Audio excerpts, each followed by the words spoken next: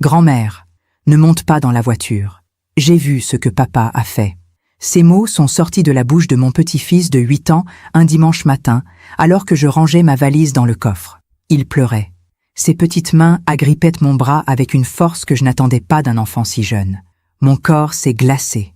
Je l'ai regardé, puis j'ai regardé la voiture, puis la maison, où mon fils Armand finissait de fermer la porte d'entrée à clé, avec ce sourire poli qu'il portait depuis 2 jours, un sourire qui n'atteignait jamais ses yeux. À cet instant, quelque chose en moi a compris que ce week-end n'avait pas été une visite ordinaire. Ça avait été un adieu. Je m'appelle Mélinda Renoir. J'ai 60 ans. Et voici l'histoire que j'ai gardée pour moi bien trop longtemps. Tout a commencé 3 semaines plus tôt, par un appel téléphonique. C'était un jeudi soir. Je venais de terminer mon dîner. Une soupe de légumes, toujours la même depuis que je vis seule, quand mon téléphone a sonné. Armand. Mon fils ne m'appelait presque jamais. 2 fois par an peut-être.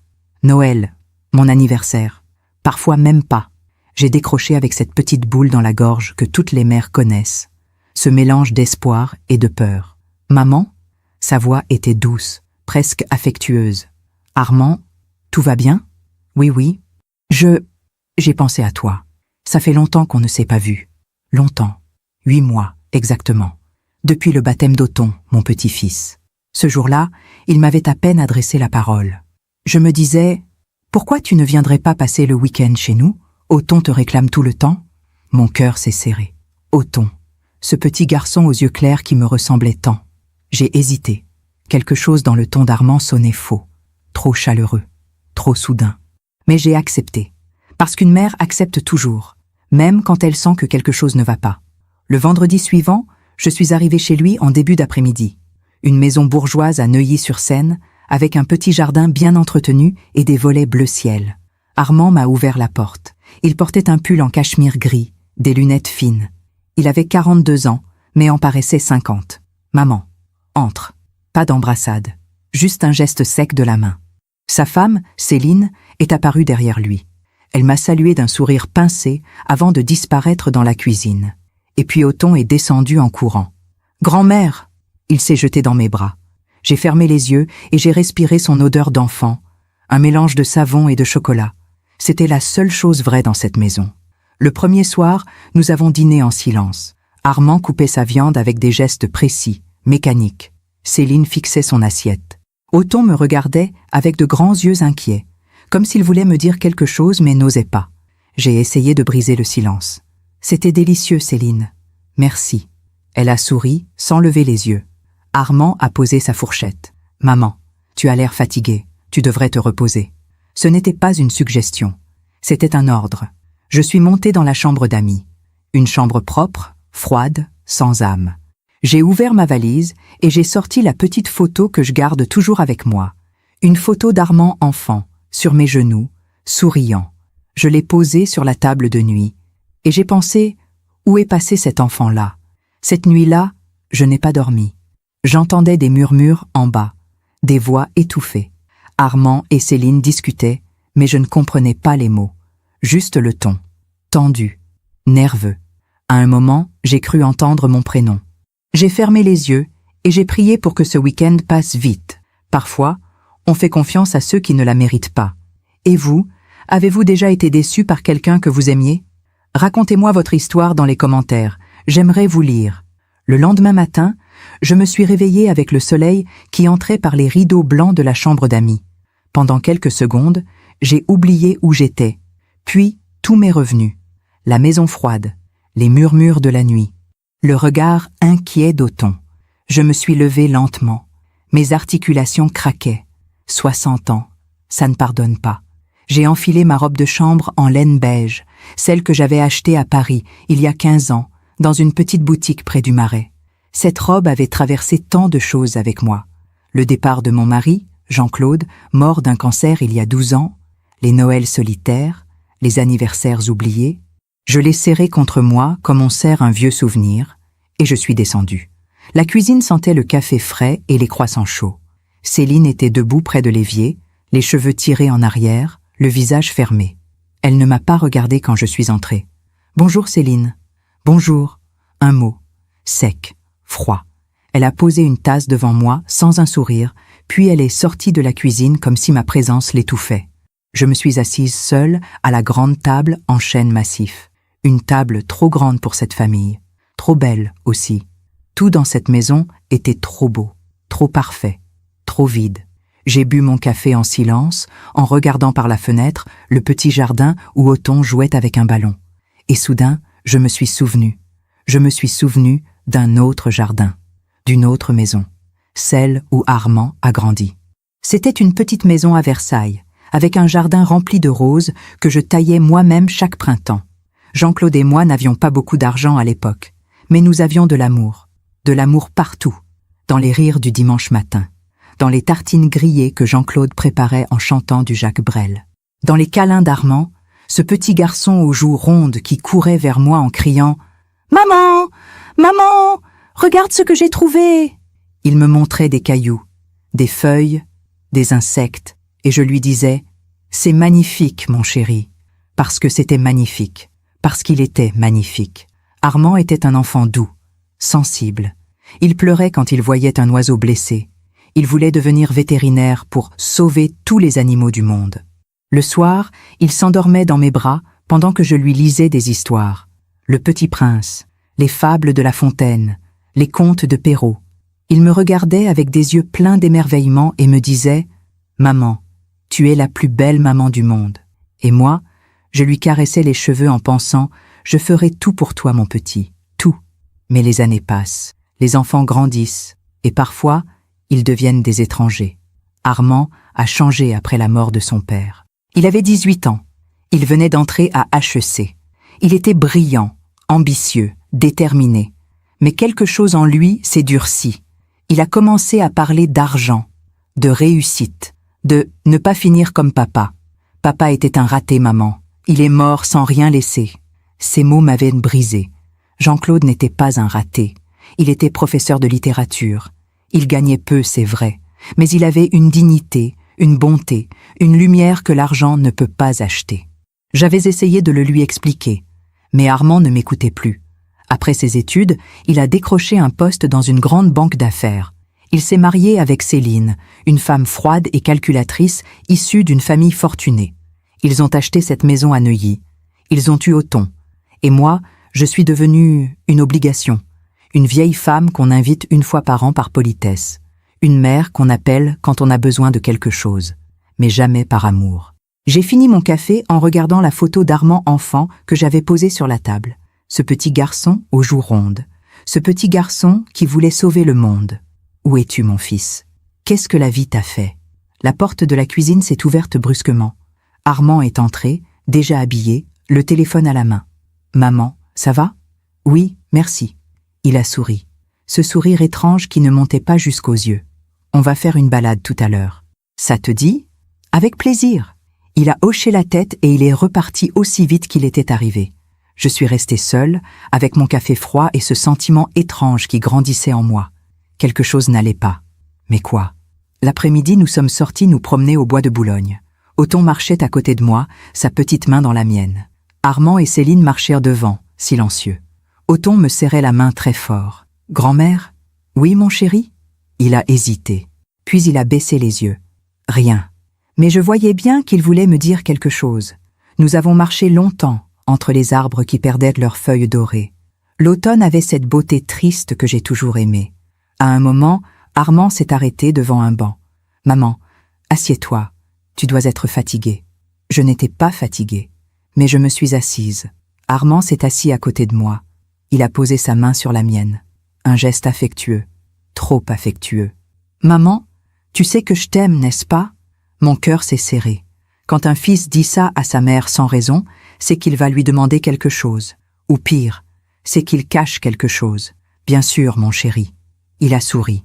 Il a serré ma main. Et dans ce geste, j'ai senti quelque chose de faux, quelque chose de glacé. Le soir, au dîner, Armand a ouvert une bouteille de vin, un Château Margaux, une bouteille à 300 €, pour célébrer ta visite, maman. Il a rempli mon verre, puis le sien, puis celui de Céline. Othon nous regardait en silence, les yeux baissés sur son assiette. Nous avons trinqué. « À la famille », a dit Armand.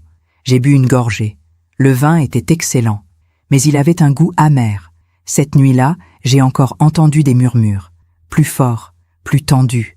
J'ai collé mon oreille contre la porte. Elle ne doit rien soupçonner. Et après, tout sera réglé. Mon sang s'est glacé. De qui parlait-il? De moi? Je me suis assise sur le lit, tremblante. J'ai pris la photo d'Armand enfant dans mes mains, et j'ai pleuré. Pas des larmes bruyantes, des larmes silencieuses, celles des mères qui comprennent que leur enfant ne les aime plus, ou pire, que leur enfant leur veut du mal. Pendant que je raconte tout cela, je me demande d'où vous m'écoutez. Écrivez le nom de votre ville en commentaire. Le dimanche matin est arrivé trop vite. Je me suis réveillée avec cette sensation étrange qu'on a parfois dans les cauchemars. Ce moment où on sait qu'on rêve, mais où on ne peut pas se réveiller. Sauf que ce n'était pas un rêve, c'était ma vie. J'ai regardé par la fenêtre. Le ciel était gris. Il allait pleuvoir. Aujourd'hui, je rentre chez moi, ai-je pensé. Et pour la première fois de ma vie, l'idée de quitter mon fils m'a soulagée. J'ai fait ma valise lentement, en pliant chaque vêtement avec soin. C'est une habitude que j'ai depuis toujours. Plier, ranger, organiser. Ça me calme. J'ai glissé la photo d'Armand enfant dans la poche intérieure de mon sac à main. Je la garde toujours près de moi, comme un talisman, comme une prière. Puis je suis descendue. La maison était silencieuse, trop silencieuse. Céline n'était pas dans la cuisine. Armand non plus.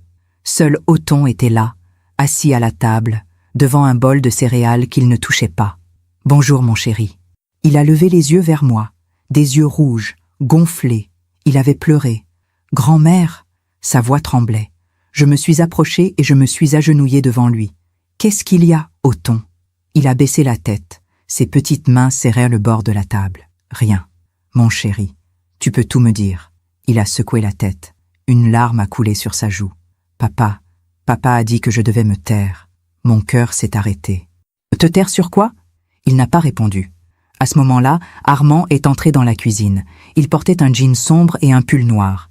Il avait les traits tirés, comme s'il n'avait pas dormi. « Maman, tu es prête ?»« Oui. »« Bien, je vais chercher tes affaires. » Il est monté à l'étage sans me regarder. Othon s'est levé brusquement et s'est enfui dans le jardin. Je suis restée seule dans cette cuisine glacée, avec ce sentiment de plus en plus fort que quelque chose de terrible allait arriver. 10 minutes plus tard, Armand est descendu avec ma valise. « C'est tout ?»« Oui, merci. » Il a ouvert la porte d'entrée. Le vent froid de novembre est entré dans la maison. Céline est apparue dans le couloir. Elle m'a regardée avec ce sourire pincé qu'elle portait depuis 2 jours. « Au revoir, Mélinda. » Pas « belle maman », pas « à bientôt ». Juste « au revoir », comme si elle savait qu'elle ne me reverrait plus. Nous sommes sortis dans l'allée. Ma voiture était garée devant la maison. Une vieille Peugeot 208 blanche que je conduisais depuis 15 ans. Elle n'était pas belle, mais elle était fiable. Armand a ouvert le coffre et y a posé ma valise avec un geste sec. « Voilà. Merci, mon chéri. » Il a hoché la tête. Il avait ce regard distant, froid, que je ne reconnaissais plus. « Bon retour, maman. » Il s'est penché vers moi et m'a embrassé sur la joue. Un baiser rapide, mécanique. Le baiser qu'on donne à une étrangère. Je me suis dirigée vers la portière conducteur. C'est à ce moment-là que ça s'est passé. Othon est sorti en courant de la maison. Il portait encore son pyjama. Ses pieds étaient nus sur le gravier froid. « Grand-mère !» Il a couru vers moi et il m'a agrippé le bras. Il pleurait. « Grand-mère, ne monte pas dans la voiture. Mon sang s'est glacé. »« Othon, qu'est-ce que tu racontes ?» Il sanglotait, ses petites mains tremblaient. « S'il te plaît, ne monte pas !» Armand s'est avancé d'un pas. « Othon, rentre à la maison !» Sa voix était dure, tranchante. Othon s'est accroché à moi encore plus fort. J'ai vu ce que papa a fait. Le temps s'est arrêté. J'ai regardé Othon, puis Armand, puis la voiture. Armand avait le visage fermé, les mâchoires serrées, les poings crispés. « Othon, rentre immédiatement !» Mais Othon ne lâchait pas mon bras. « Grand-mère, s'il te plaît, ne pars pas !» Céline est sortie de la maison à son tour. « Othon, viens ici tout de suite !» Elle l'a attrapé par le bras et l'a tiré vers elle d'un geste brusque. Othon criait. Il pleurait. Il tendait les mains vers moi. « Grand-mère! Grand-mère !» Céline l'a traîné à l'intérieur et a claqué la porte. Je suis restée figée dans l'allée, tremblante, le cœur battant à tout rompre. Armand s'est rapproché de moi. « Excuse-le, maman. Il est fatigué. » Qu'est-ce qu'il voulait dire? Rien. Il délire. Les enfants ont beaucoup d'imagination. Il a souri. Ce sourire faux. Ce sourire qui me glaçait. Allez, rentre bien. Appelle-moi quand tu arrives. Il est rentré dans la maison sans un regard en arrière. Je suis restée seule dans l'allée, sous le ciel gris. Les mots d'Othon résonnaient dans ma tête. J'ai vu ce que papa a fait. Qu'est-ce qu'il avait vu? Pourquoi avait-il peur? Pourquoi pleurait-il? J'ai regardé la voiture. Une vieille Peugeot blanche. Rien d'extraordinaire. Pourtant, quelque chose en moi me disait de ne pas monter dedans. Quelque chose me disait que si je montais, je ne reviendrais pas. J'ai ouvert la portière conducteur lentement. J'ai posé mon sac sur le siège passager. J'ai mis la clé dans le contact. Et puis je me suis arrêtée. J'ai vu ce que papa a fait. J'ai retiré la clé. Je suis sortie de la voiture. Et j'ai fait le tour du véhicule. C'est là que je l'ai vu. Une petite flaque. Juste sous le côté gauche de la voiture. Un liquide sombre. Épais. Je me suis agenouillée. J'ai passé mon doigt dedans. Du liquide de frein. Mon cœur s'est mis à battre si fort que j'ai cru qu'il allait exploser. J'ai regardé sous la voiture. Je ne suis pas mécanicienne. Je ne connais rien aux voitures. Mais même moi, j'ai vu. Le tuyau des freins était coupé. Pas déchiré. Pas abîmé. Coupé. Proprement. Volontairement. Je me suis relevée, tremblante.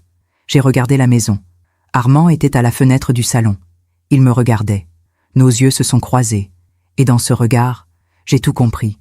Mon fils, mon petit garçon, celui que j'avais porté, celui que j'avais aimé, celui pour qui j'aurais donné ma vie, venait d'essayer de me tuer.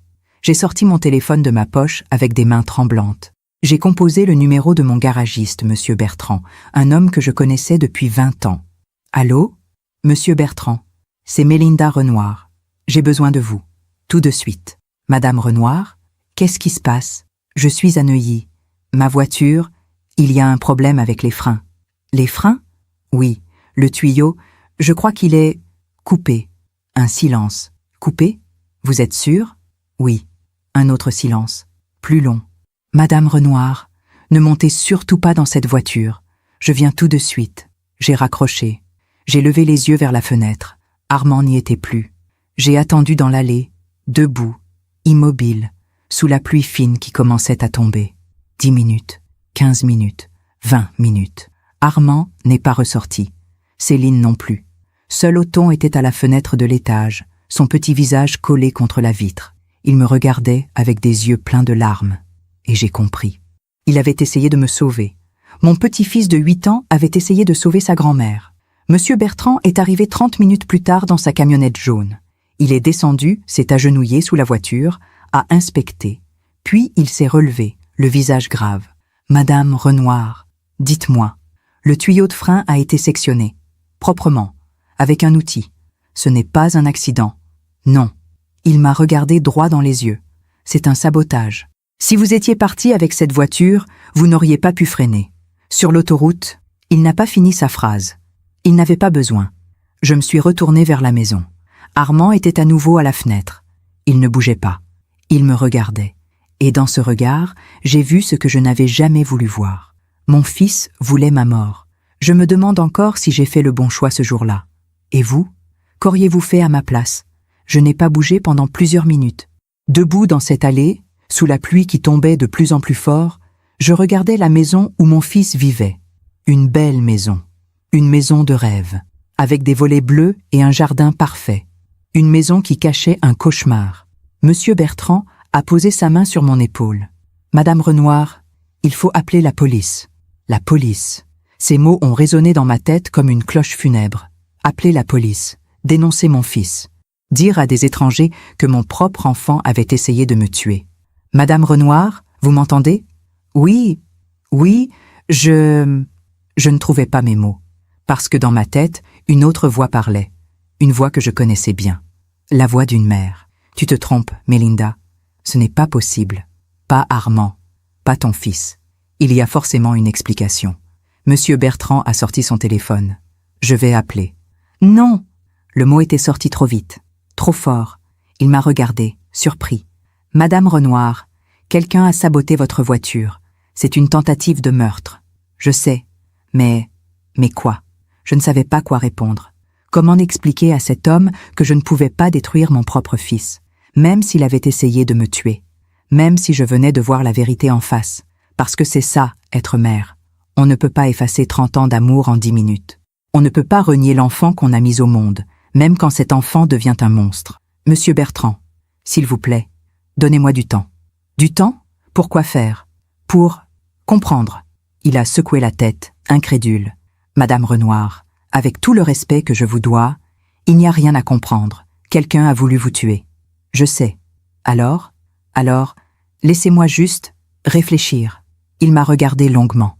Puis, il a soupiré. D'accord. Mais je vais remorquer votre voiture à mon garage. Et je garde les preuves. Le tuyau coupé, les photos, tout. Si vous changez d'avis, merci. Il a hoché la tête et il est allé chercher sa dépanneuse.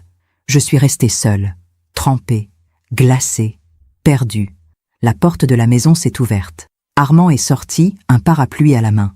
Il marchait vers moi lentement, calmement, comme si de rien n'était, comme si je n'avais pas découvert ce qu'il avait fait. « Maman, qu'est-ce qui se passe ?» Sa voix était douce, inquiète, une voix de fils aimant, une voix de menteur. La voiture, elle a un problème. Ah bon? Quel genre de problème? Il s'est approché. Il a regardé sous la voiture. Il a vu la flaque de liquide de frein. Et il n'a pas bronché. Pas un tremblement. Pas une hésitation. Oh là là, les freins, c'est dangereux ça. Il m'a regardé droit dans les yeux. Heureusement que tu ne sois pas parti. Tu aurais pu avoir un accident. J'aurais dû crier. J'aurais dû le gifler. J'aurais dû hurler. C'est toi qui as fait ça. Mais je n'ai rien dit. Parce que j'avais peur. Peur de lui. Peur de la vérité. Peur de perdre définitivement ce qu'il restait de mon fils. Écoute, maman, tu vas rester ici encore un peu, le temps que ton garagiste répare tout ça. Non, je vais prendre un taxi. Un taxi? Pour aller à Versailles? Ça va te coûter une fortune. Ce n'est pas grave. Mais si c'est grave, tu es ma mère. Je ne vais pas te laisser partir comme ça. Il a posé sa main sur mon épaule. Un geste affectueux. Un geste de fils aimant. Un geste qui me glaçait. Reste ce soir. Demain, je te ramène moi-même. J'aurais dû refuser. J'aurais dû partir en courant. Mais je suis restée. Parce qu'une partie de moi voulait encore croire. Croire que je m'étais trompée. Croire qu'il y avait une autre explication. Croire que mon fils n'était pas un assassin. Nous sommes rentrés dans la maison. Céline était dans le salon, assise sur le canapé, un verre de vin à la main.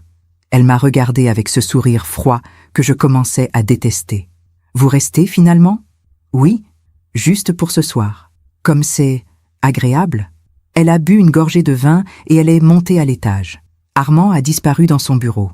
Et moi, je me suis assise dans le salon, seule, tremblante, avec ce poids dans la poitrine. Othon est descendu quelques minutes plus tard. Il s'est approché de moi sur la pointe des pieds, comme s'il avait peur de faire du bruit. « Grand-mère? Oui, mon chéri ?» Il s'est assis à côté de moi. Il a posé sa petite main sur la mienne. « Tu ne m'en veux pas? T'en vouloir? Pourquoi? Parce que j'ai dit ce que j'ai dit. Papa est très en colère contre moi. Mon cœur s'est brisé. Mon chéri, tu n'as rien fait de mal. Au contraire. Mais papa dit que je suis un menteur. Tu n'es pas un menteur. Il dit que j'ai tout inventé. » Je l'ai pris dans mes bras. Il tremblait. Un petit garçon de 8 ans qui portait un secret trop lourd pour lui. « Othon, qu'est-ce que tu as vu ?» Il a hésité. Puis il a murmuré, si bas que j'ai à peine entendu, « Je l'ai vu, hier soir, dans le garage. Il avait des outils. Il était sous ta voiture. Et après, il m'a vu, il m'a dit que c'était une surprise pour toi, que je ne devais rien dire. Une surprise. Mon Dieu. Mais ce matin, j'ai vu du liquide par terre, et j'ai compris. Compris quoi? Qu'il voulait te faire du mal. Les larmes me sont montées aux yeux. Cet enfant, ce petit garçon courageux, il avait compris ce que moi, je refusais encore d'accepter. Othon, tu m'as sauvé la vie. Vraiment? Oui. Il a souri. Un petit sourire triste. Grand-mère, tu vas partir? Oui. Demain. Et tu vas revenir? J'ai hésité, parce que je ne savais pas. Comment revenir dans cette maison après ce qui s'était passé? Comment regarder mon fils en face? Comment faire semblant? Je ne sais pas, mon chéri. S'il te plaît, reviens. Sinon, je vais être tout seul. Il s'est blotti contre moi, et j'ai compris quelque chose. Othon n'était pas juste un petit garçon qui m'aimait. Il était un petit garçon qui avait peur. Peur de son père, peur de cette maison, Peur d'être seule avec des gens qui ne l'aimaient pas vraiment. Othon, écoute-moi bien. Si un jour tu as besoin de moi, tu m'appelles. D'accord? D'accord. Tu promets? Je promets. Je l'ai serré très fort contre moi. Et j'ai prié pour qu'il ne lui arrive rien. Le soir est tombé.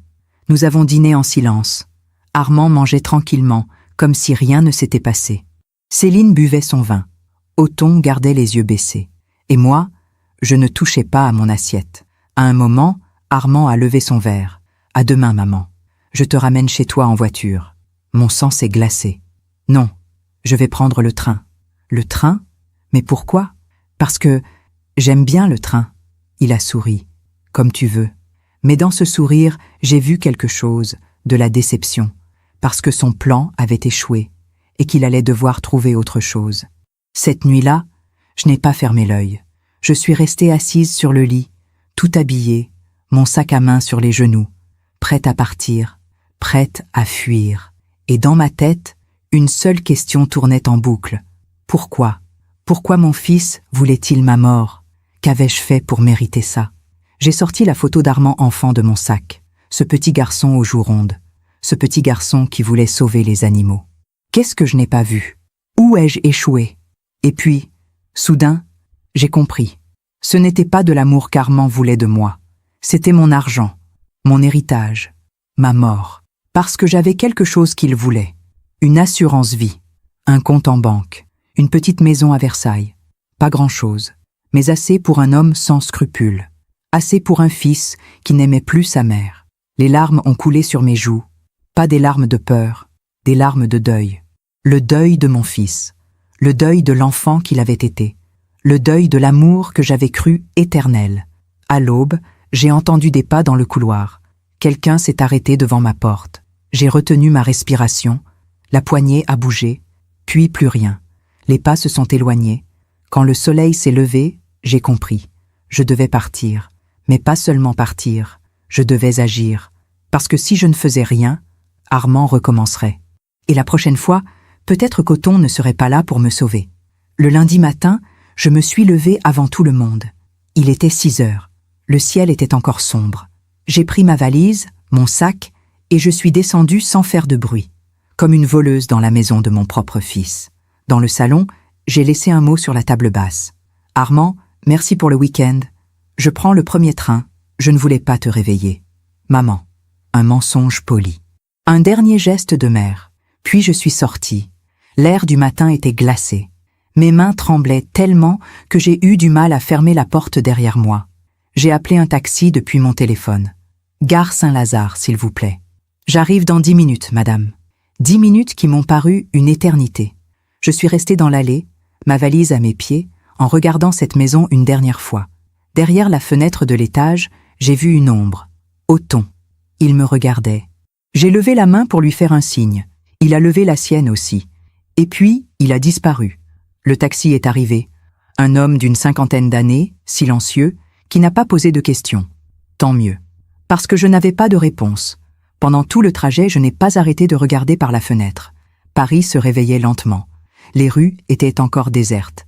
Les boulangeries ouvraient leurs portes. L'odeur du pain frais entrait par la vitre entr'ouverte. Une odeur de normalité. Une odeur de vie. Mais moi, je me sentais morte à l'intérieur. Arrivée à la gare, j'ai payé le chauffeur et je me suis dirigée vers le quai. Le train pour Versailles partait dans 20 minutes. Je me suis assise sur un banc, ma valise à côté de moi, et j'ai fermé les yeux. Grand-mère, ne monte pas dans la voiture. J'ai vu ce que papa a fait. La voix d'Othon résonnait encore dans ma tête. Cette petite voix tremblante, cette petite voix courageuse. J'ai sorti mon téléphone. J'avais 2 messages. Le premier venait d'Armand. « Maman, tu es partie sans me dire au revoir. J'espère que tout va bien. Appelle-moi quand tu arrives. » Des mots gentils, des mots vides, des mots de quelqu'un qui faisait semblant. Le deuxième message venait de Monsieur Bertrand, mon garagiste. « Madame Renoir, j'ai inspecté votre voiture de fond en comble. Le sabotage est évident. Les photos sont prêtes. Si vous changez d'avis pour la police, je suis là. Bon courage. » J'ai regardé ces 2 messages pendant longtemps. D'un côté, mon fils qui mentait, de l'autre, un homme qui me disait la vérité. Le train est arrivé. Je suis montée. Je me suis assise près de la fenêtre, dans un wagon presque vide. Une vieille femme avec un cabas, un jeune homme avec des écouteurs, un couple qui dormait, blottis l'un contre l'autre. Des gens normaux, des gens qui n'avaient pas peur de mourir à cause de leur propre enfant. Le train a démarré. Et pendant tout le trajet, je n'ai pensé qu'à une chose. Pourquoi? Quand je suis arrivée chez moi, à Versailles, il était 8 heures du matin. Ma petite maison m'attendait, silencieuse et froide. J'ai ouvert la porte. L'odeur familière de lavande et de vieux bois m'a accueillie. Chez moi. Enfin, chez moi. J'ai posé ma valise dans l'entrée et je me suis effondrée sur le canapé. Les larmes sont venues d'un coup. Des larmes que j'avais retenues pendant 3 jours. Des larmes de mère. Des larmes de femme trahie. J'ai pleuré longtemps. Longtemps. Jusqu'à ce qu'il n'y ait plus rien. Puis, je me suis levée. Je suis montée dans ma chambre. J'ai ouvert le tiroir de ma commode et j'ai sorti une vieille boîte en métal. À l'intérieur, tous mes papiers importants. Mon acte de naissance, mon livret de famille, mon contrat d'assurance vie. Je l'ai ouvert. Assurance vie souscrite en 1990. Bénéficiaire, Armand Renoir, fils. Montant garanti, 250 000 €. 250 000 €.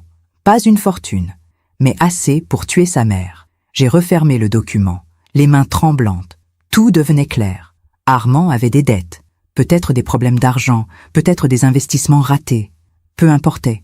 Ce qui importait, c'est qu'il avait décidé que ma mort valait 250 000 €. J'ai continué à fouiller dans la boîte. Il y avait autre chose. Un testament que j'avais rédigé il y a 10 ans, après la mort de Jean-Claude. Je lègue tous mes biens à mon fils unique, Armand Renoir. Ma maison, mon compte en banque, mes quelques économies. Tout pour lui.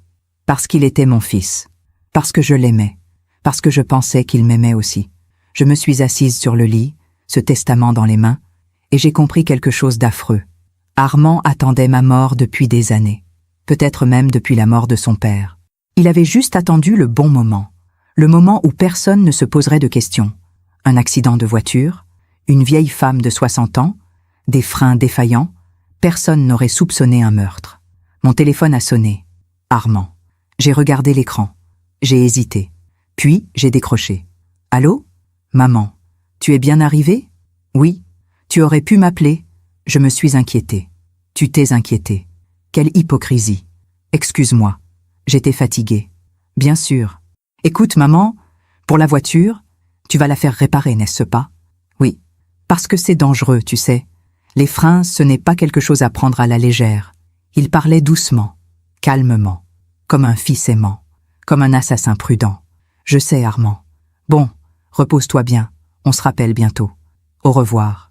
J'ai raccroché. Mes mains tremblaient si fort que j'ai failli laisser tomber le téléphone. Il avait appelé pour vérifier. Vérifier que j'étais bien rentrée. Vérifier que je n'avais rien dit. Vérifier que son plan, même raté, restait secret. Je me suis levée et je suis descendue dans le salon. J'ai ouvert le tiroir du petit meuble où je range mes souvenirs. Des photos, des lettres, des cartes postales. Et au fond, une enveloppe. Une enveloppe que j'avais reçue il y a 6 mois, de la banque. Je l'ai ouverte et j'ai relu la lettre. Madame Renoir, nous vous informons que votre fils, Monsieur Armand Renoir, a fait une demande de consultation de vos comptes bancaires en tant que mandataire potentiel. Nous vous prions de nous confirmer si vous autorisez cette démarche. À l'époque, j'avais trouvé ça étrange. Pourquoi Armand voulait-il accéder à mes comptes? Je lui avais posé la question au téléphone. Il m'avait dit « C'est juste pour t'aider, maman. Au cas où tu aurais besoin. Tu vieillis, tu sais. Tu vieillis. » Ces mots m'avaient blessé. Mais j'avais refusé poliment. « Non, merci, mon chéri. Je gère très bien mes affaires. » Il n'avait pas insisté. Mais maintenant, je comprenais. Il voulait savoir combien j'avais. Il voulait planifier. Il voulait s'assurer que ma mort en valait la peine. Je me suis assise à la table de la cuisine, cette lettre devant moi, et j'ai compris que ce n'était pas un coup de folie. Ce n'était pas un geste impulsif. C'était un plan mûri depuis des mois. Peut-être des années. Mon téléphone a vibré. Un message. Cette fois, ce n'était pas Armand. C'était un numéro inconnu. J'ai ouvert le message. « Grand-mère, c'est Othon. J'ai pris le téléphone de maman. Tu me manques déjà. Papa est bizarre. Il parle tout seul dans son bureau. J'ai peur. Mon cœur s'est arrêté. Il parle tout seul dans son bureau. Que disait-il? Que préparait-il? J'ai répondu immédiatement. Othon, mon chéri, ne t'inquiète pas. Tout va bien. Si tu as peur, va dans ta chambre et ferme la porte. Et surtout, ne dis à personne que tu m'as écrit. D'accord? Quelques secondes plus tard, la réponse est arrivée. D'accord. Je t'aime, grand-mère. Je t'aime aussi, mon chéri. J'ai posé le téléphone sur la table. Mes mains tremblaient. Othon avait peur. Mon petit-fils avait peur de son propre père. Et moi, j'étais là, à des kilomètres de lui, incapable de le protéger. Je me suis levée. J'ai fait les 100 pas dans le salon. Je ne pouvais pas rester les bras croisés. Je ne pouvais pas attendre qu'Armand recommence, parce qu'il allait recommencer. J'en étais sûre.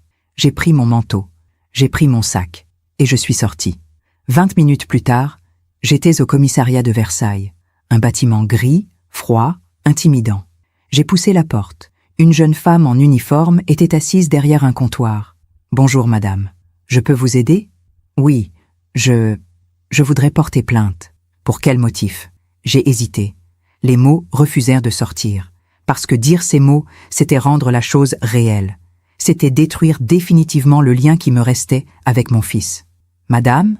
J'ai pris une grande inspiration. « Tentative de meurtre ?» La jeune femme a levé les yeux, surprise. « Tentative de meurtre ? Oui. Par qui ?» J'ai fermé les yeux. J'ai pensé à Armand enfant, à ses rires, à ses câlins, à ses « je t'aime, maman ». Et puis, j'ai pensé à Othon, à sa petite voix tremblante, à ses larmes, à sa peur. J'ai rouvert les yeux. Par mon fils. La jeune policière a posé son stylo. Elle m'a regardé avec des yeux ronds. « Votre fils ? » ?»« Oui. »« Madame, c'est une accusation très grave. »« Je sais. Vous êtes sûre de ce que vous avancez ?» J'ai sorti mon téléphone. J'ai montré les photos que M. Bertrand m'avait envoyées. Le tuyau de frein sectionné, la flaque de liquide sous la voiture, le rapport technique qu'il avait rédigé. Voilà mes preuves. Elle a regardé les photos longuement. Puis elle a levé les yeux vers moi. « Attendez ici.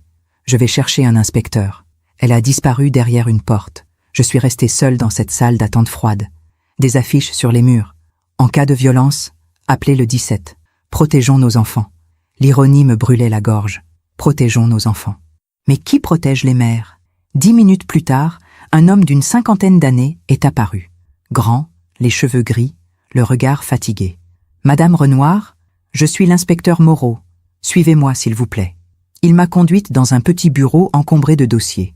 2 chaises, une table, une lumière blanche qui donnait mal à la tête. « Asseyez-vous. » Je me suis assise. Il s'est installé en face de moi, a sorti un carnet et un stylo. « Alors, racontez-moi tout depuis le début. » Et j'ai raconté. Le coup de téléphone d'Armand, 3 semaines plus tôt, l'invitation inhabituelle, le week-end glacé à Neuilly, les murmures nocturnes, le comportement étrange de mon fils, le départ du dimanche matin, les mots d'Othon. « Grand-mère, ne monte pas dans la voiture. J'ai vu ce que papa a fait. » La flaque de liquide de frein, l'inspection de M. Bertrand, le diagnostic, sabotage. L'inspecteur Moreau prenait des notes sans m'interrompre. Quand j'ai eu fini, il a levé les yeux. « Vous avez un mobile ?» « Oui. » J'ai sorti les documents que j'avais apportés. Le contrat d'assurance vie, le testament, la lettre de la banque concernant la demande d'accès à mes comptes. Il a tout lu attentivement. Puis il a soupiré. « Madame Renoir, je ne vais pas vous mentir. C'est compliqué. » « Compliqué ? Oui. Nous avons des indices troublants, c'est vrai. Mais rien qui prouve de manière absolue que c'est votre fils qui a saboté la voiture. » Le témoignage d'Othon. Othon a 8 ans. Devant un juge, son témoignage sera fragilisé. Surtout s'il s'agit d'accuser son propre père. Mon cœur s'est serré. « Alors, vous ne pouvez rien faire ?» Je n'ai pas dit ça. Il s'est penché vers moi. « Nous allons ouvrir une enquête. Convoquer votre fils, l'interroger, examiner la voiture, vérifier ses finances.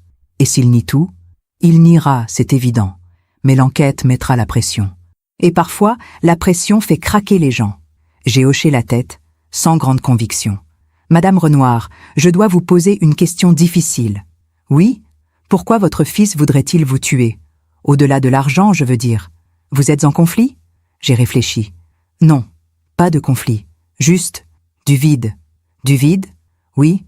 Depuis la mort de son père, Armand est devenu quelqu'un d'autre, quelqu'un de froid, quelqu'un qui ne pense qu'à l'argent, à la réussite, à l'image sociale. Et vous ? Moi, je suis devenu un poids, Une vieille femme qui rappelle un passé qu'il veut effacer, un passé de modestie, un passé qu'il trouve honteux. L'inspecteur a hoché la tête lentement. Je vois. Il a refermé son carnet. Madame Renoir, je vais être honnête avec vous. Ce genre d'affaire prend du temps. Des semaines, parfois des mois. En attendant, vous devez vous protéger. Comment? Évitez tout contact avec votre fils. Ne le voyez pas. Ne répondez pas à ses appels si vous ne vous sentez pas en sécurité. Et surtout, changez vos documents. Mes documents? Votre testament, votre assurance vie. Retirez-le comme bénéficiaire. Immédiatement. Ces mots m'ont frappé comme une gifle. Retirez mon fils de mon testament. Retirez mon fils de mon assurance vie. C'était comme dire « Tu n'es plus mon fils ». Mais c'était la vérité, n'est-ce pas? Il n'était plus mon fils. Depuis longtemps. D'accord, je vais le faire. Bien, je vous appelle dès que nous avons du nouveau. Il m'a raccompagné jusqu'à la sortie. Avant de partir, il a posé sa main sur mon épaule. « Madame Renoir, je suis désolé. » « Désolé? Désolé que vous viviez ça. Personne ne devrait avoir peur de son propre enfant. Je suis sorti du commissariat avec un poids dans la poitrine. Personne ne devrait avoir peur de son propre enfant. Mais moi, j'avais peur. Peur d'Armand. Peur de ce qu'il pourrait encore faire. En rentrant chez moi, j'ai appelé mon notaire, maître Dupuis, un homme que je connaissais depuis 30 ans. « Mélinda? Quelle surprise! Bonjour, maître. J'ai besoin de vous voir. Rapidement. Bien sûr. Quelque chose ne va pas? Non.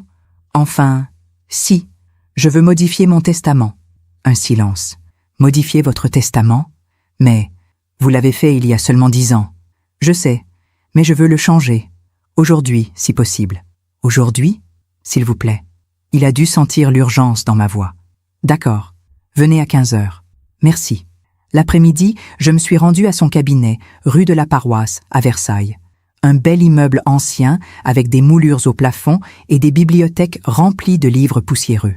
Maître Dupuis m'a accueilli avec un sourire bienveillant. « Mélinda, asseyez-vous. » Je me suis assise dans le fauteuil en cuir face à son bureau. « Alors, ce testament ?» J'ai pris une grande inspiration. « Je veux retirer Armand comme bénéficiaire unique. » Il a froncé les sourcils. « Retirer Armand? Mais c'est votre fils unique. Je sais. Mélinda, que se passe-t-il? » Je ne pouvais pas tout lui dire. Pas encore. Pas tant que l'enquête n'avait pas avancé. Disons simplement que nous avons eu des différends et que je préfère léguer mes biens autrement. Autrement? À qui? À Othon, mon petit-fils. Maître Dupuis a retiré ses lunettes et m'a regardé longuement. « Mélinda, je vous connais depuis des années. Vous n'êtes pas quelqu'un d'impulsif. Si vous faites ça, c'est qu'il s'est passé quelque chose de grave. Oui? Vous voulez en parler? » J'ai hésité. Puis j'ai décidé de lui dire une partie de la vérité. « Armand a essayé de me faire du mal. » Maître Dupuis a pâli. « Du mal? Quel genre de mal? » Le genre de mal qui aurait pu me coûter la vie. Il s'est levé, bouleversé. « Mon Dieu, Mélinda, vous avez porté plainte? » « Oui, ce matin. »« Et la police? » ?»« Ils enquêtent. Mais en attendant, je dois me protéger. » Il a hoché la tête lentement. « Bien, alors faisons-le. » Il a sorti des documents, un ordinateur, et nous avons travaillé pendant plus d'1 heure. À la fin, le Nouveau Testament était prêt. Je, sous-signé Mélinda Renoir, lègue l'intégralité de mes biens à mon petit-fils, Othon Renoir, né le 15 avril 2017. En cas de décès avant sa majorité, les biens seront placés sous tutelle jusqu'à ses 18 ans. J'ai signé. Ma main tremblait.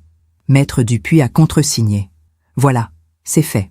Il m'a tendu une copie. Mélinda, soyez prudente. Je le serai. En sortant de son cabinet, j'ai respiré un grand coup. C'était fait. Armand n'hériterait plus de rien. Si je mourais maintenant, il n'aurait rien. Rien que sa conscience. Si toutefois il en avait encore une. Je suis rentré chez moi alors que le soir tombait. Le ciel était rouge, magnifique et triste à la fois. Mon téléphone a sonné. Armand. Je n'ai pas décroché. Il a rappelé. 1 fois, 2 fois, 3 fois.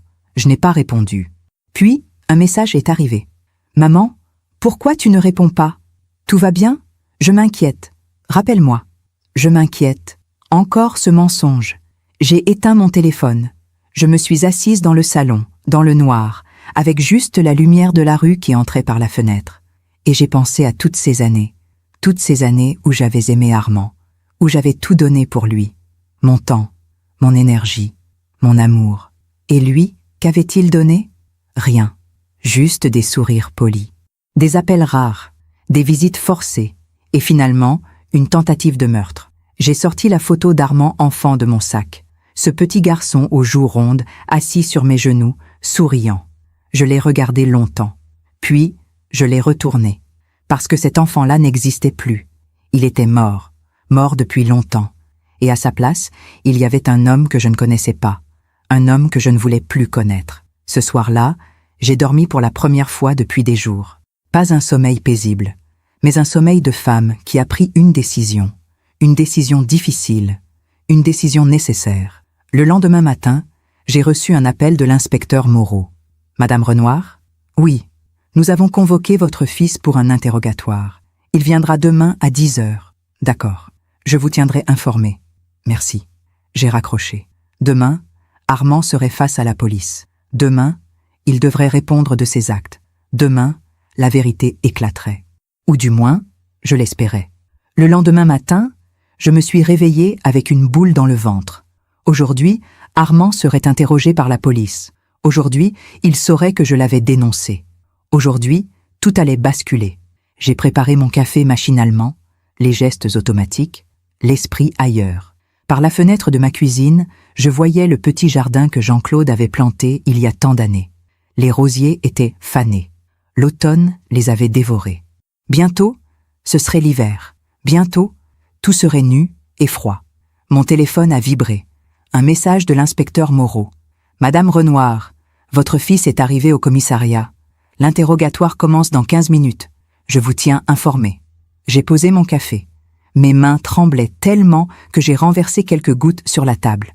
15 minutes. Dans 15 minutes, Armand saurait. J'ai essayé de m'occuper. J'ai fait la vaisselle. J'ai rangé le salon. J'ai plié du linge. Mais mes pensées revenaient toujours au même endroit.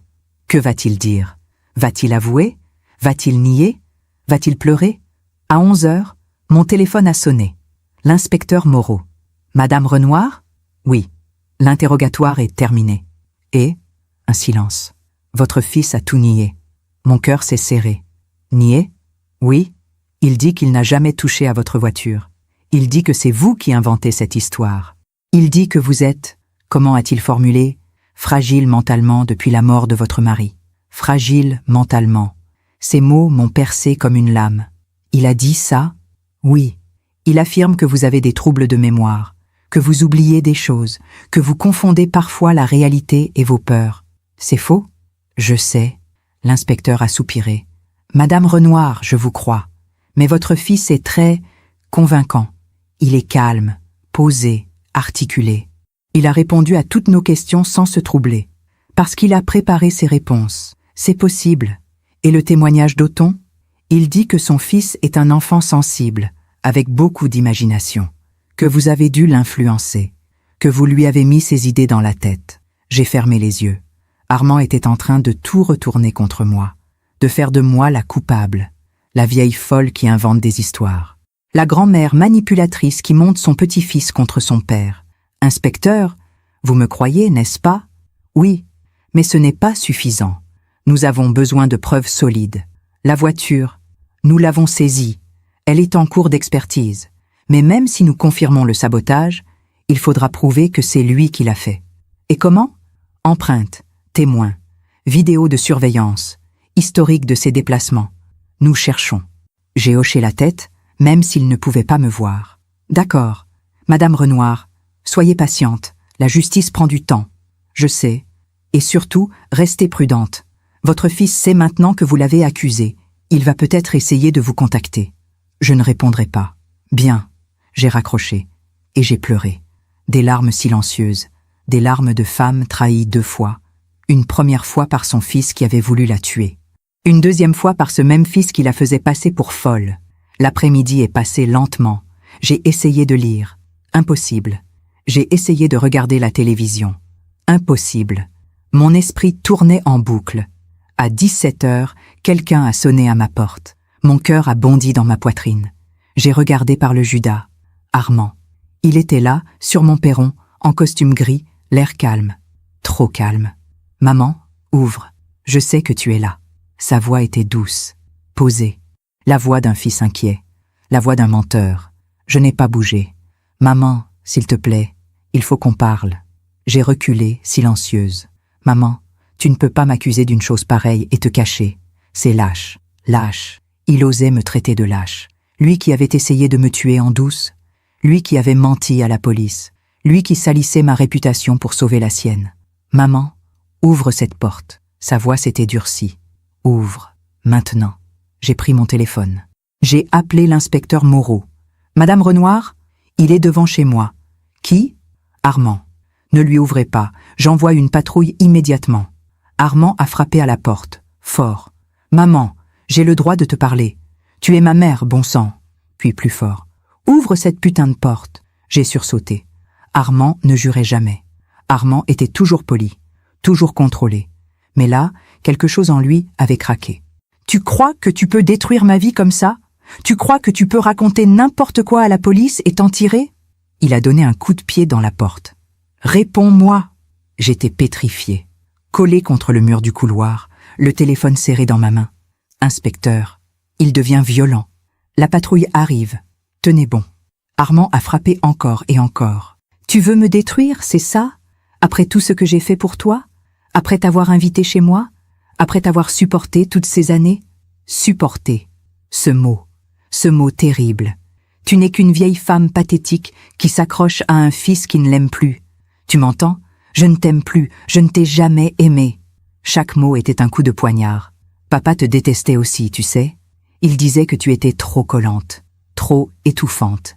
Il est mort pour t'échapper. Les larmes coulaient sur mes joues, mais je ne faisais aucun bruit. Et maintenant, tu veux me détruire. Mais tu ne gagneras pas, maman, parce que personne ne te croira. Tu n'es qu'une vieille folle que plus personne n'aime. Puis, soudain, le silence, un silence terrible. J'ai entendu des pas qui s'éloignaient, une voiture qui démarrait. Quelques minutes plus tard, 2 policiers sont arrivés. J'ai ouvert la porte, tremblante. « Madame Renoir? Oui. Votre fils est parti? Oui. Vous allez bien? Non. Je n'allais pas bien. Mais j'ai hoché la tête. Oui. Ils ont pris ma déposition. Ils ont noté tout ce qu'Armand avait dit. Menaces verbales, tentative d'intimidation. Nous allons ajouter ça au dossier. Merci. Madame, vous voulez qu'on reste un peu? Non. Ça ira. Ils sont partis. Je me suis assise sur le canapé, dans le noir. Et j'ai compris quelque chose de terrible. Je n'avais plus de fils. Oh, biologiquement, oui. Armand était toujours mon fils. Mais l'enfant que j'avais aimé, celui que j'avais porté, celui pour qui j'aurais donné ma vie, cet enfant-là était mort. À sa place, il y avait un étranger qui me haïssait, un étranger qui voulait ma mort, un étranger qui venait de dire des choses que je n'oublierai jamais. Je ne t'aime plus. Je ne t'ai jamais aimé. Ces mots résonnèrent dans ma tête comme une malédiction. Peut-être qu'il disait la vérité, peut-être qu'il ne m'avait jamais aimé, peut-être que tout ce que j'avais cru, son amour, ses câlins d'enfant, ses sourires, n'avait été qu'une illusion. J'ai sorti la photo d'Armand enfant de mon sac. Je l'ai regardé une dernière fois. Ce petit garçon aux joues rondes. Ce petit garçon qui me disait « Tu es la plus belle maman du monde ». Puis, je l'ai déchiré, lentement, en 2, puis en 4, puis en 1000 morceaux. Et j'ai pleuré, pleuré comme je n'avais jamais pleuré.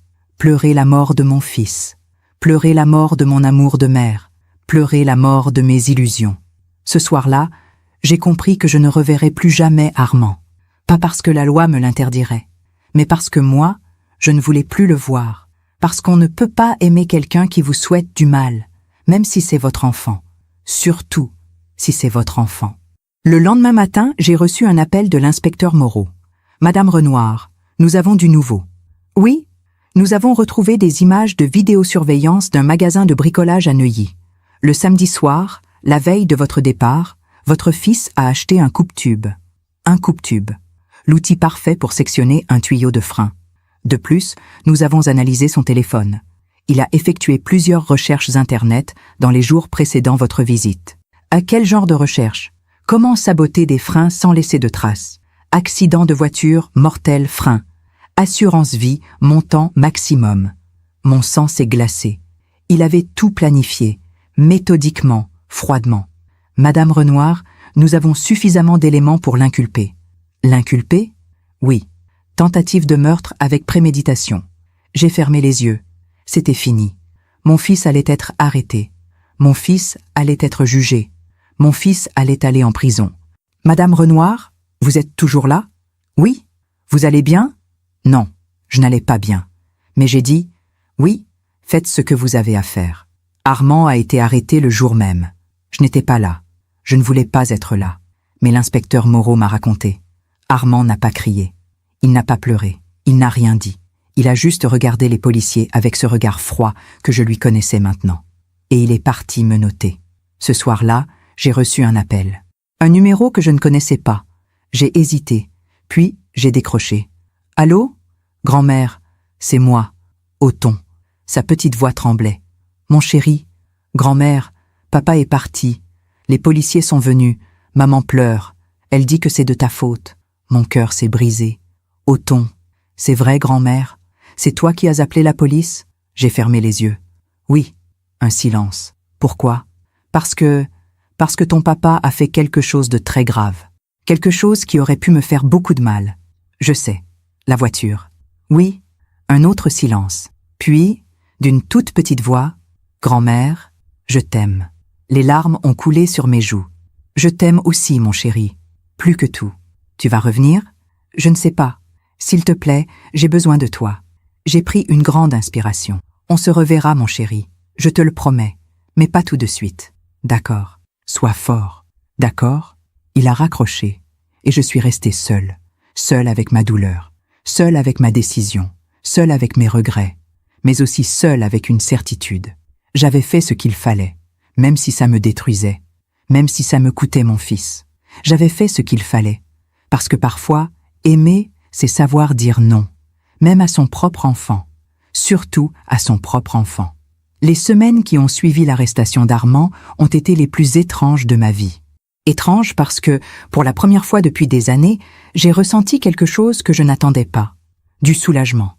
Pas de la joie, non. Pas de la satisfaction non plus. Juste du soulagement. Le soulagement de ne plus avoir peur. Le soulagement de ne plus devoir faire semblant. Le soulagement de pouvoir enfin respirer. Les premiers jours, je suis restée chez moi. Je n'ai parlé à personne. Je n'ai répondu à aucun appel. J'avais besoin de silence, de calme, de temps pour comprendre ce qui venait de se passer. Parce que perdre un enfant, même un enfant qui vous a trahi, c'est un deuil étrange, un deuil dont on ne peut pas parler. Comment dire à quelqu'un « Mon fils a voulu me tuer, alors je l'ai fait arrêter » Comment expliquer ce mélange de douleur et de soulagement? Comment faire comprendre qu'on peut pleurer quelqu'un qui est encore vivant? J'ai passé des heures assise dans le salon, à regarder par la fenêtre. Le jardin était nu maintenant. L'automne avait tout emporté. Les feuilles, les fleurs, les couleurs. Il ne restait que des branches grises et un ciel bas.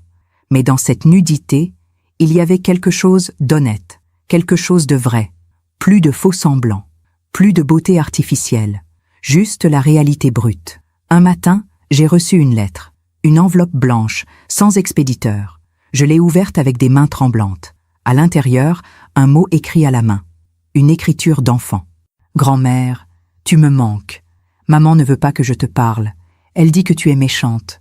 Mais moi, je sais que tu n'es pas méchante. Tu m'as sauvée. Et moi aussi, je t'ai sauvée. Je t'aime. Othon. » Les larmes me sont montées aux yeux.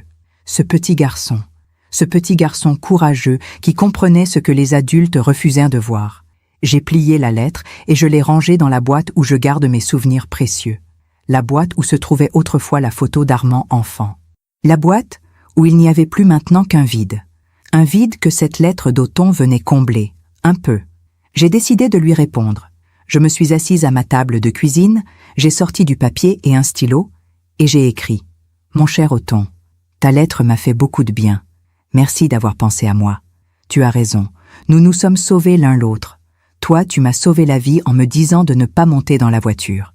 Et moi, j'espère t'avoir sauvé en disant la vérité. Je sais que c'est difficile pour toi en ce moment.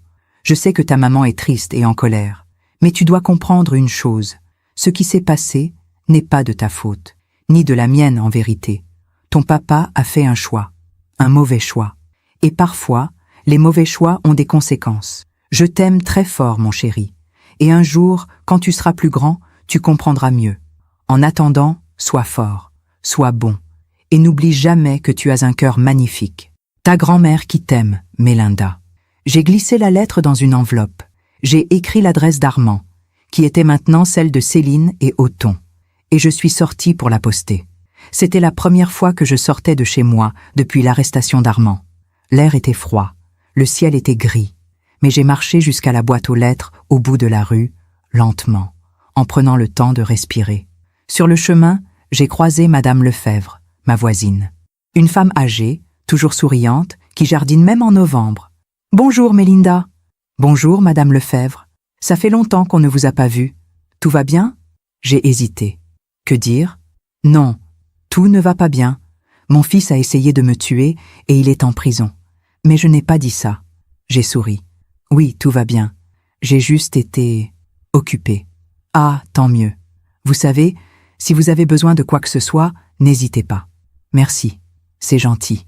Je suis rentrée chez moi en me disant que j'avais de la chance d'avoir des voisins bienveillants, de la chance d'avoir une maison, de la chance d'être en vie, parce que j'aurais pu mourir. Si Othon n'avait pas été là, si je n'avais pas écouté mon instinct, si j'étais montée dans cette voiture, je serais morte sur l'autoroute. Et Armand aurait touché l'assurance vie, et personne n'aurait su. Cette pensée me glaçait, mais elle me donnait aussi de la force, parce que j'avais survécu. J'avais survécu et j'avais agi. Quelques jours plus tard, j'ai reçu un appel de l'inspecteur Moreau. « Madame Renoir, je voulais vous tenir informée. Le juge d'instruction a confirmé la mise en examen de votre fils pour tentative de meurtre avec préméditation. » « D'accord. Le procès aura lieu dans quelques mois. Vous serez convoqué pour témoigner. »« Je sais. Vous vous sentez prête ? » ?»« Prête ? Je ne savais pas. Comment être prête à témoigner contre son propre fils ? Comment être prête à le regarder dans les yeux et dire « Oui, c'est lui. C'est lui qui a voulu me tuer. Je ferai ce qu'il faut. » Bien. Et, Madame Renoir ? Oui, vous avez fait preuve d'un grand courage. Du courage ?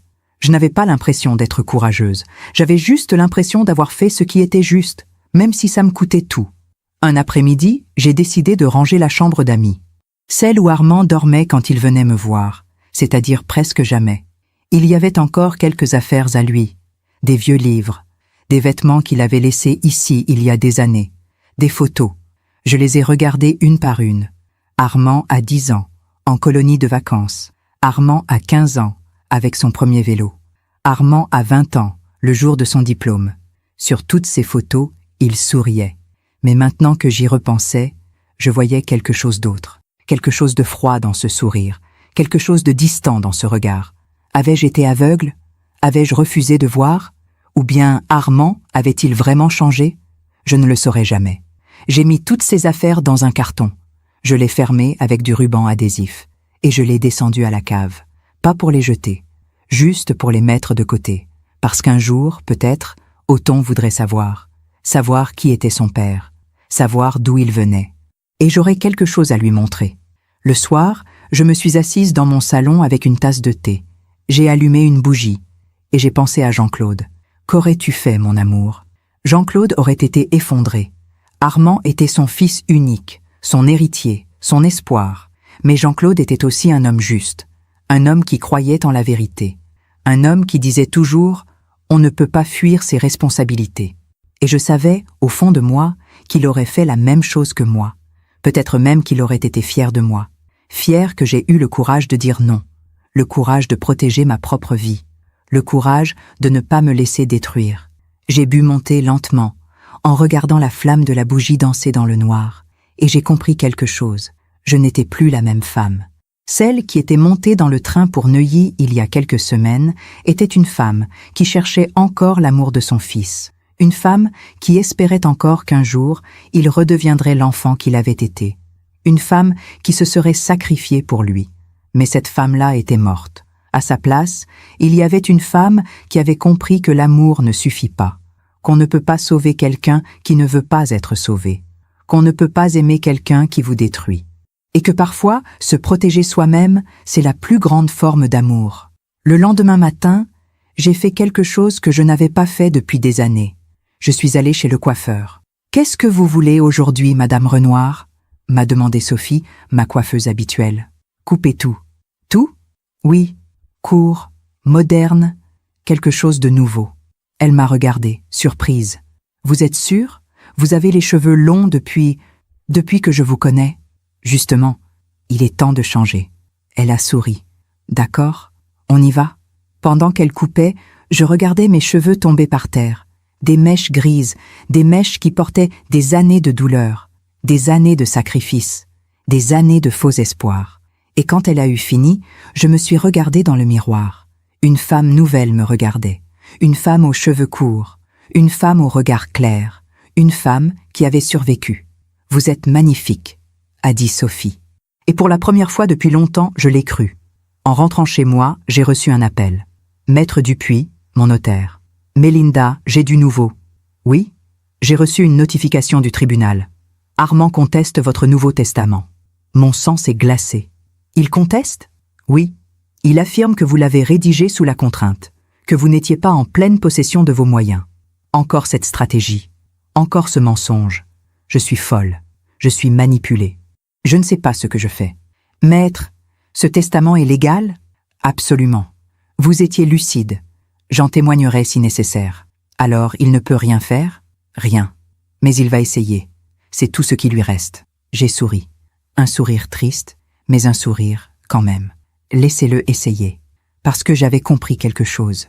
Armand pouvait me haïr. Armand pouvait me salir. Armand pouvait mentir. Mais il ne pouvait plus me faire de mal. Parce que j'avais fait le choix le plus difficile de ma vie.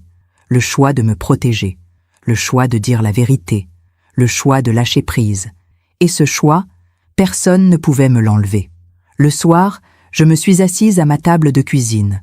J'ai sorti mon carnet et un stylo. Et j'ai écrit. Il y a des moments dans la vie où on doit choisir entre ce qui est facile et ce qui est juste. Aimer son enfant, c'est facile. Mais parfois, aimer son enfant, c'est aussi savoir le laisser partir. Savoir dire « Je t'aime, mais je ne peux plus accepter ce que tu me fais ». Savoir dire « Je t'aime, mais je dois me protéger ». Savoir dire « Je t'aime, mais je ne suis pas responsable de tes choix. J'ai fait ce que je devais faire, et maintenant je dois vivre avec cette décision. Vivre avec la douleur, vivre avec la culpabilité, vivre avec le vide, mais aussi vivre avec la certitude que j'ai fait ce qui était juste, non seulement pour moi, mais aussi pour Othon, et peut-être, un jour, pour Armand lui-même, parce qu'on ne peut pas aimer quelqu'un qui nous détruit, et on ne peut pas sauver quelqu'un en se sacrifiant. J'ai refermé le carnet, et j'ai compris que j'étais prête, prête pour le procès, prête pour témoigner, prête pour affronter Armand une dernière fois, prête pour tourner la page, et peut-être, un jour, prête pour recommencer à vivre. Le procès a eu lieu 6 mois plus tard, au printemps. 6 mois pendant lesquels j'ai appris à vivre autrement, à vivre pour moi, à vivre sans attendre l'amour de quelqu'un qui ne pouvait plus me l'offrir. Ces 6 mois ont été à la fois longs et nécessaires. J'ai pris le temps de me reconstruire, de comprendre, de pardonner. Pas à Armand, à moi-même. Parce que pendant des années, je m'étais demandé « Où ai-je échoué? Qu'est-ce que j'ai fait de mal? Comment ai-je pu élever un enfant capable de me faire ça ?» Mais j'ai fini par comprendre que ce n'était pas ma faute, que j'avais fait de mon mieux, que j'avais aimé du mieux que je pouvais, et que les choix d'Armand lui appartenaient, pas à moi. Le jour du procès est arrivé un matin d'avril. Le ciel était bleu, les arbres étaient en fleurs, le printemps avait ramené la vie. Je me suis habillée simplement, une robe bleu marine, un manteau beige, des chaussures plates, pas de bijoux, pas de maquillage excessif, juste moi. L'inspecteur Moreau est venu me chercher. « Bonjour, Madame Renoir. Prête? Autant qu'on peut l'être. » Il a souri. « Vous allez très bien vous en sortir. Dites juste la vérité. C'est tout ce que je sais faire. » Nous sommes arrivés au palais de justice de Versailles, un grand bâtiment imposant avec des colonnes et des marches en pierre. Des gens entraient et sortaient, des avocats en robe, des policiers, des familles qui attendaient. Mon cœur battait si fort que j'avais l'impression qu'on pouvait l'entendre. Dans la salle d'audience, il y avait déjà du monde. Des journalistes, des curieux, des membres du barreau.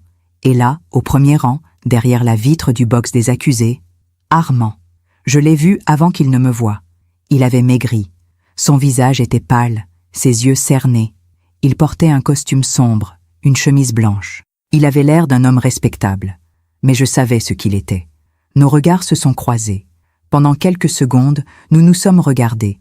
Dans ses yeux, j'ai vu de la haine, de la rage, du mépris, mais aussi quelque chose d'autre, quelque chose que je n'attendais pas, de la peur, parce qu'Armand savait qu'il avait perdu.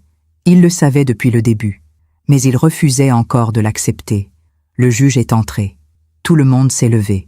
Veuillez vous asseoir. Le procès a commencé. L'avocat général a lu l'acte d'accusation.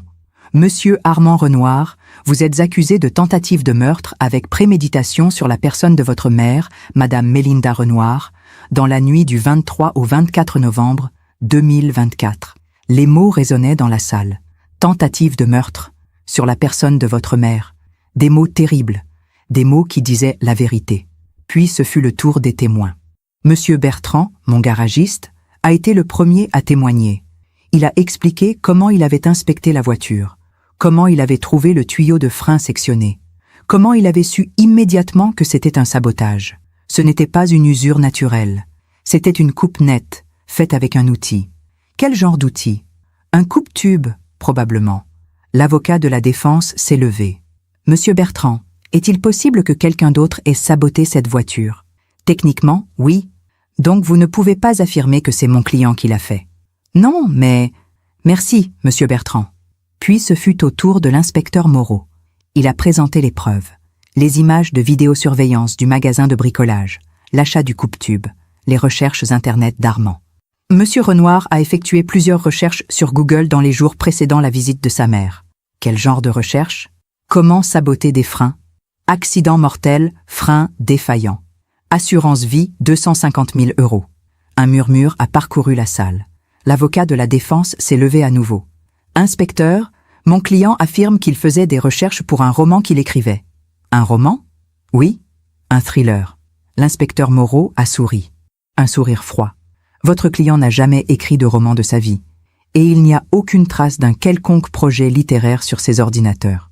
L'avocat s'est rassis, vexé. Puis ce fut mon tour. Madame Mélinda Renoir, veuillez vous avancer à la barre. Je me suis levé. Mes jambes tremblaient, mes mains aussi.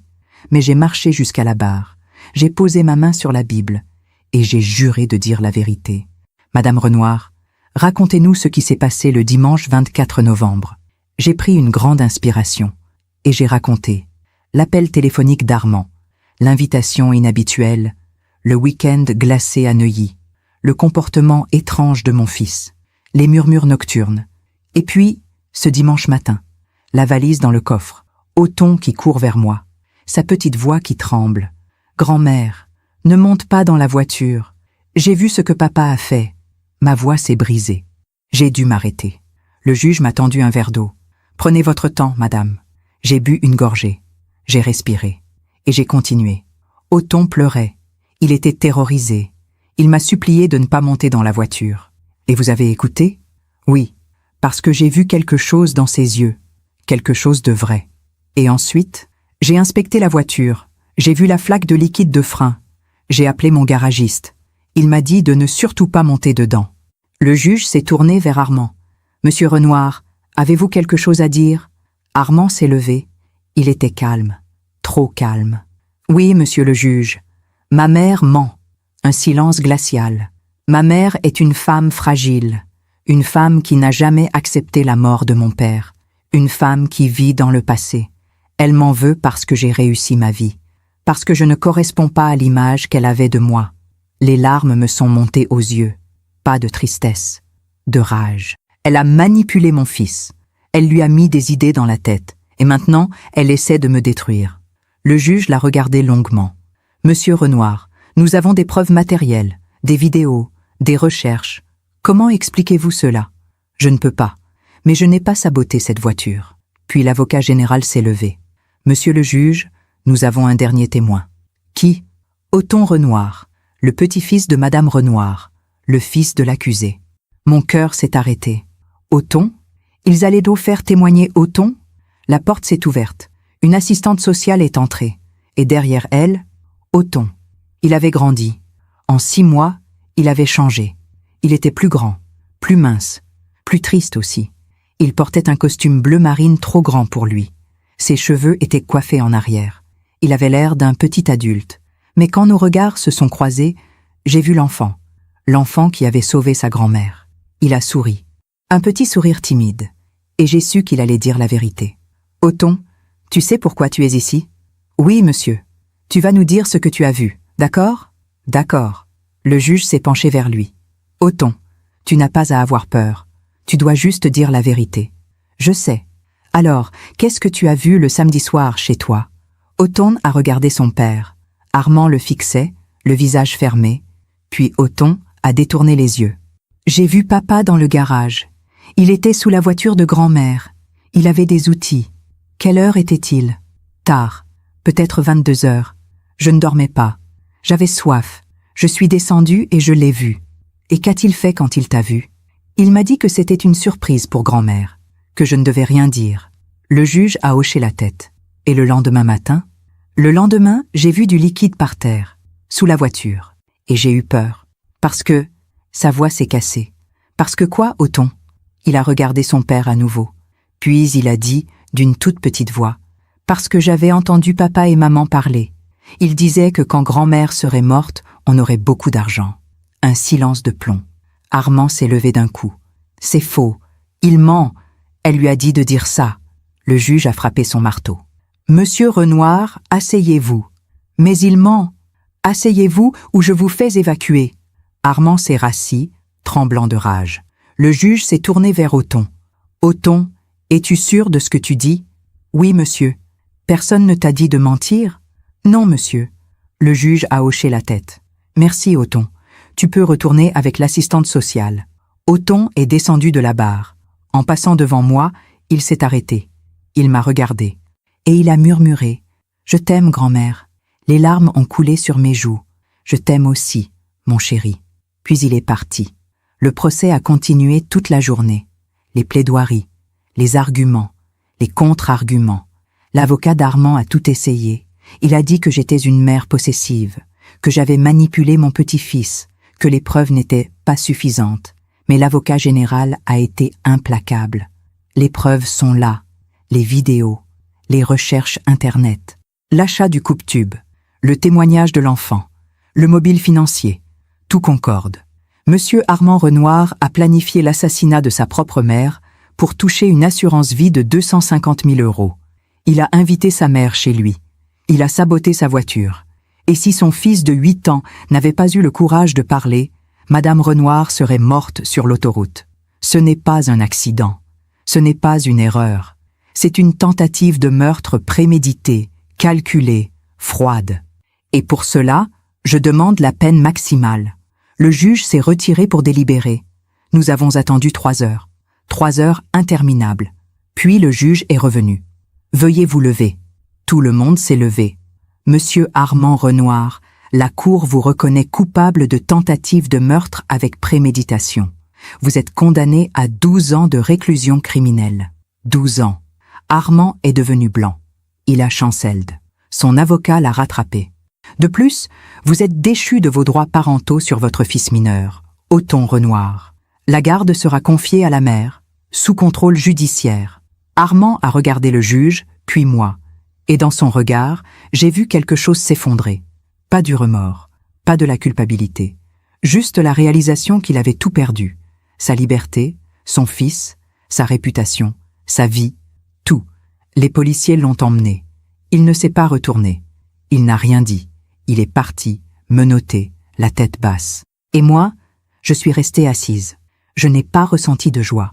Pas de victoire. Juste du soulagement. Le soulagement que justice ait été faite. Le soulagement qu'Othon soit protégé. Le soulagement de pouvoir enfin respirer. En sortant du tribunal, l'inspecteur Moreau m'a serré la main. « Félicitations, Madame Renoir. Merci. Vous avez été très courageuse. » J'ai souri tristement. Je n'avais pas le choix. Si, on a toujours le choix. Et vous avez fait le bon. Dehors, le soleil brillait. Les oiseaux chantaient. Le printemps était là. Et pour la première fois depuis des mois, j'ai senti quelque chose en moi. Quelque chose de léger. Quelque chose de nouveau. L'espoir. Quelques semaines plus tard, j'ai reçu une lettre de la prison. D'Armand. Je l'ai regardée longtemps avant de l'ouvrir. À l'intérieur, quelques lignes. Maman, je sais que tu ne me pardonneras jamais. Je ne te demande pas de le faire. Je voulais juste te dire que tu avais raison. J'ai tout perdu. Ma liberté, mon fils, ma dignité. Et maintenant, je suis seule.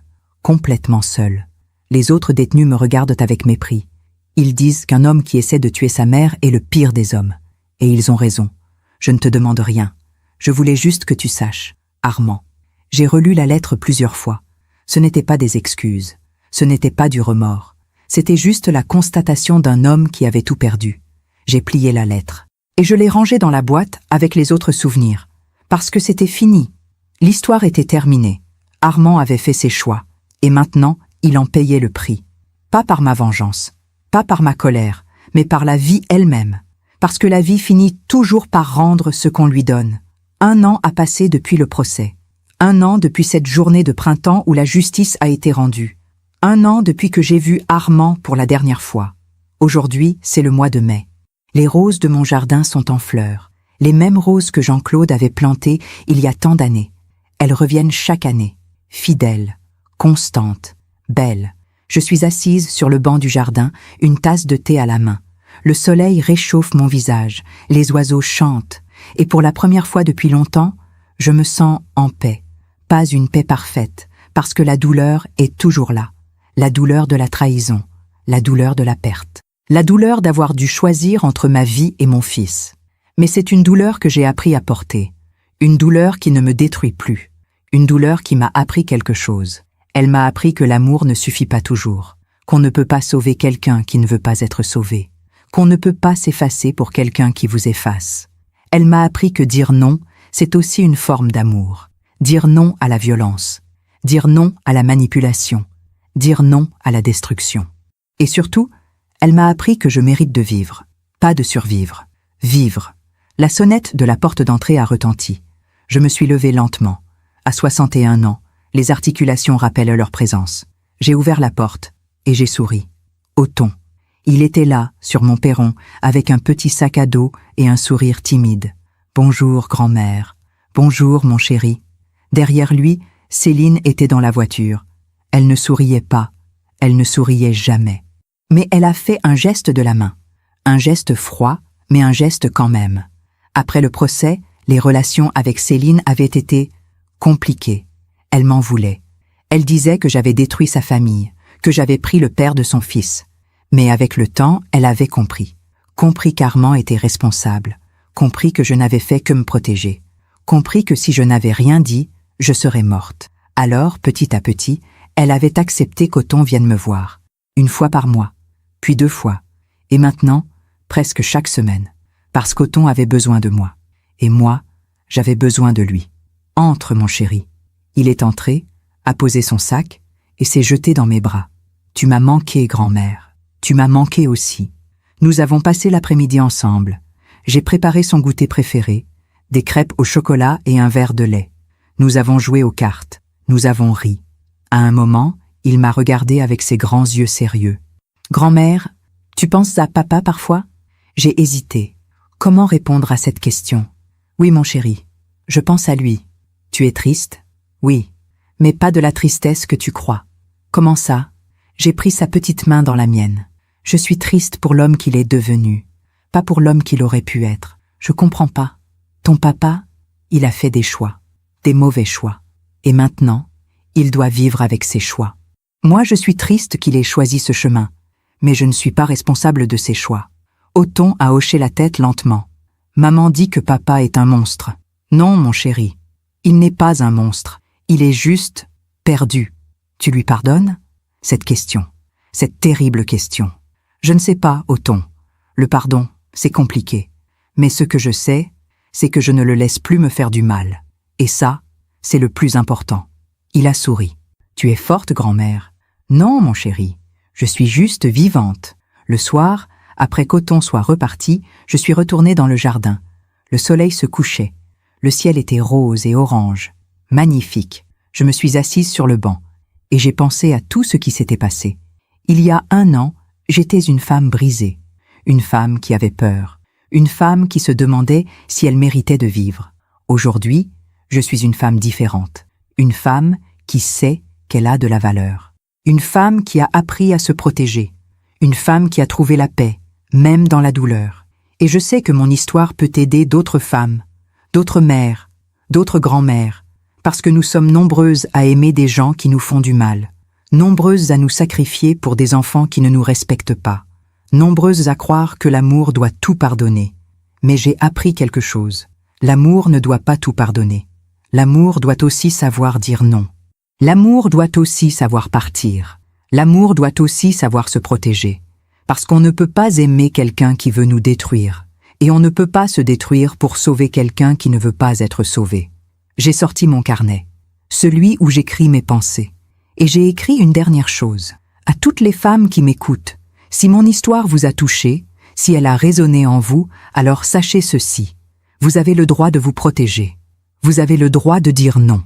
Vous avez le droit de partir. Peu importe qui vous fait du mal. Peu importe si c'est votre mari, votre frère, votre fils. Peu importe combien vous les aimez. Votre vie a de la valeur.